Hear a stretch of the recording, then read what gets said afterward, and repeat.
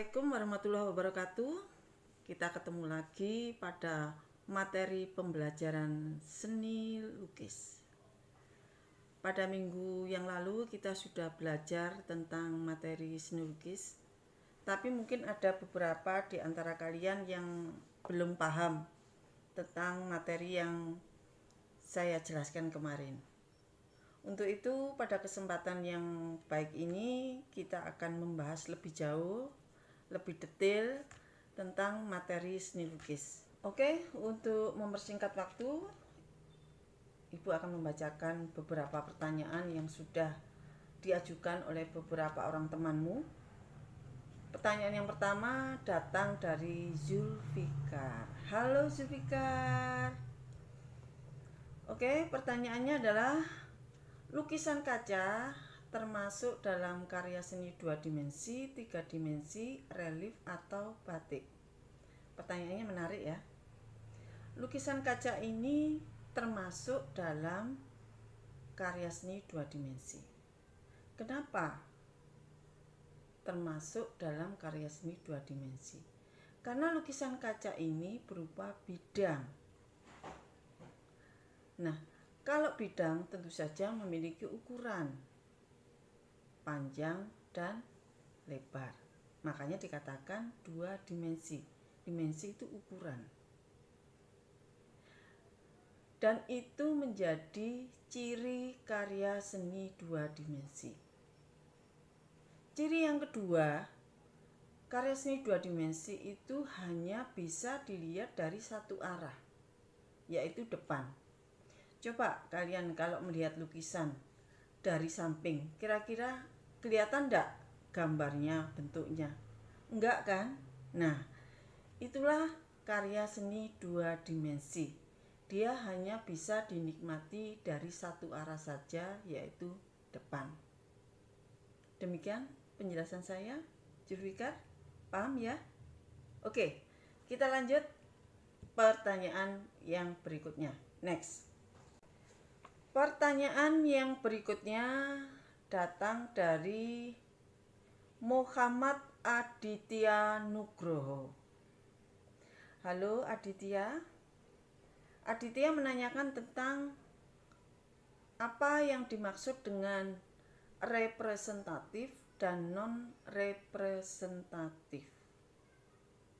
Pada pertemuan minggu lalu Ibu sudah menjelaskan ya, tapi mungkin barangkali penjelasan Ibu kurang detail ya, sehingga banyak di antara kalian yang belum paham apa itu representatif, apa itu non-representatif. Untuk representatif di sini adalah perwujudan gaya seni rupa yang menggunakan keadaan nyata pada kehidupan masyarakat dan gaya alam.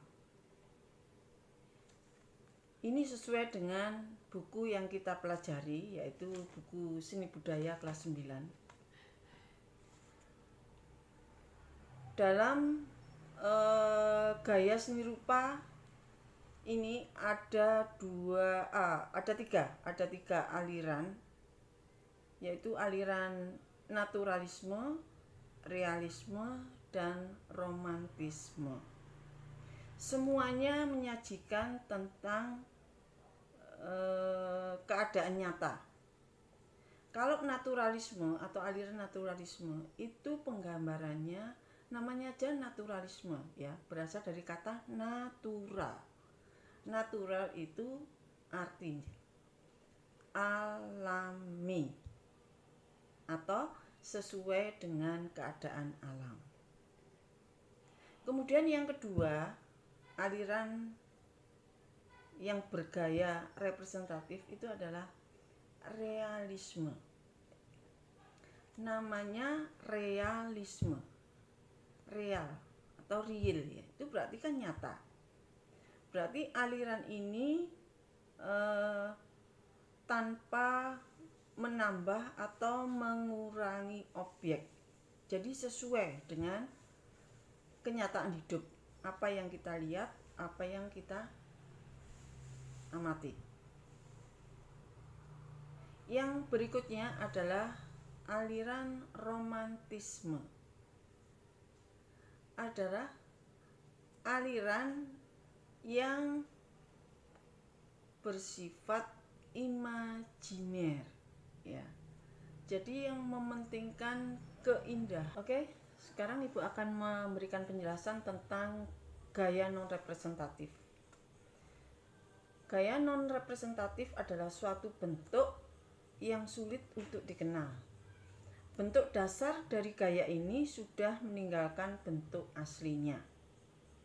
Jadi pada prinsipnya lebih menekankan pada unsur-unsur formal, struktur, unsur rupa, dan prinsip estetik. Gaya seni lukis non-representatif itu berupa susunan garis, jadi berupa bidang. Beda dengan gaya representatif yang sesuai dengan keadaan nyata. Tapi kalau non-representatif itu sudah lepas dari bentuk aslinya atau sudah meninggalkan bentuk aslinya. Dia lebih menonjolkan bidang. Demikian penjelasan saya. Semoga bisa dipahami. Next. Oke, sekarang kita lanjut dengan pertanyaan yang berikutnya, datang dari Fala Bilal. Halo Fala. Bilal menanyakan tentang apa yang dimaksud dengan seni lukis. Seni lukis itu pada dasarnya adalah pengembangan dari menggambar yang memiliki keunikan dan atau ciri khas tersendiri. Ciri khas ada pada temanya, ya. Jadi lukisan itu harus punya tema. Temanya apa? Pada pembelajaran minggu lalu, Ibu sudah memberikan beberapa tema lukisan. Salah satunya adalah tema lukisan manusia dengan dirinya. Atau yang berikutnya manusia dengan alam sekitar. Jadi tema harus ada kalau kita melukis. Kemudian yang kedua yaitu memiliki gaya. Ya, jadi dalam melukis itu kita harus punya gaya. Gayanya seperti apa? Kemudian yang berikutnya adalah teknik atau bahan yang digunakan dalam melukis itu apa? Kita menggunakan teknik apa? Di awal tadi saya sudah menjelaskan seperti misalnya contoh lukisan kaca. Ya, jadi kalau kita melukis dengan menggunakan media kaca. Ya. Kemudian yang berikutnya adalah bentuk. Bentuk karya seninya ini bentuknya seperti apa? Nah, itulah yang dikatakan seni lukis. Jadi, seni lukis itu punya ciri khas tersendiri. Demikian. Next. Menginjak pertanyaan yang berikutnya, yaitu pertanyaan yang datang dari Muhammad Diki.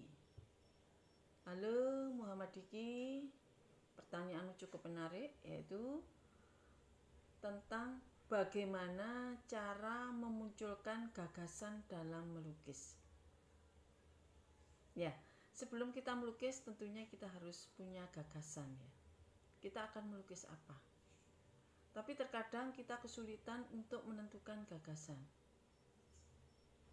Nah, sebetulnya untuk memunculkan gagasan ini mudah. Yang pertama, kita bisa mengembangkan imajinasi. Contohnya misalnya, kalian pengen melukis Gatot Kaca terbang bersama Superman. Nah, seperti itu. Ya, ini imajinasi namanya. Ya. Atau apa yang kita pikirkan atau dari pengalaman orang lain. Kemudian yang kedua, selain imajinasi, kita bisa juga melihat objek secara langsung. Jadi kalau misalnya kita melihat hutan, kemudian timbul ide atau gagasan, saya kepingin menggambar hutan. Nah, dari melihat itu akhirnya kita timbul gagasan seperti itu.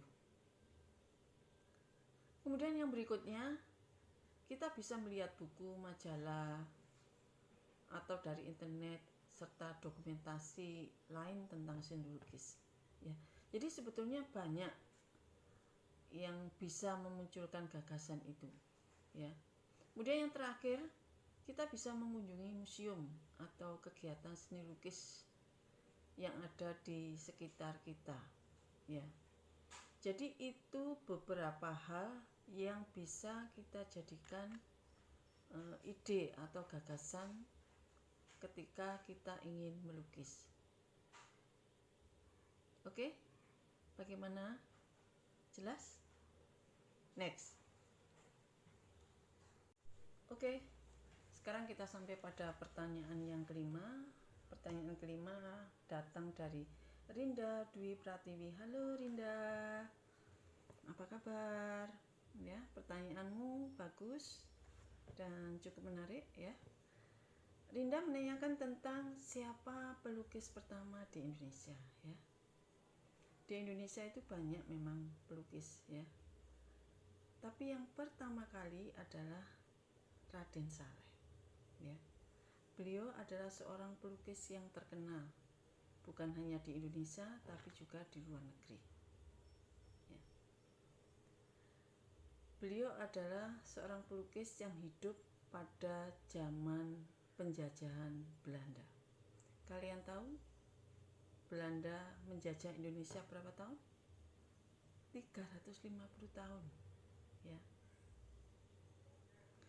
Jadi Raden Saleh ini ketika masih kecil, berdasarkan dari sumber yang saya baca ya, Raden Saleh itu ketika berumur 10 tahun dia sudah pandai melukis ya. Jadi kalau usia 10 tahun itu kan berarti kira-kira masih SD ya, kelas 4 atau 5 ya. Nah, karena kepandaiannya ini akhirnya pemerintah Belanda memberikan beasiswa kepada Raden Saleh untuk belajar melukis ke Belanda. Ya. Jadilah Raden Saleh berangkat ke Belanda. Di sana dia belajar bagaimana membuat lukisan yang bagus. Sampai akhirnya dia bekerja sebagai pelukis kerajaan Belanda. Jadi karena kepandaiannya dalam melukis, Raden Saleh ini bisa terbang ke Belanda untuk belajar dengan beasiswa yang diberikan oleh pemerintah Hindia Belanda. Raden Saleh ini adalah orang Indonesia keturunan Arab dan Jawa ya. Dia adalah penganut aliran romantisme. Jadi lukisannya sangat indah dan pada waktu itu romantisme sedang populer di Eropa ya.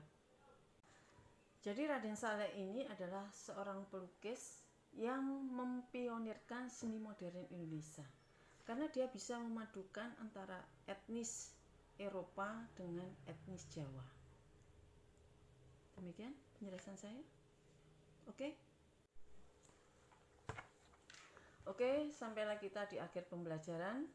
Saya berharap kalian paham apa yang sudah saya sampaikan.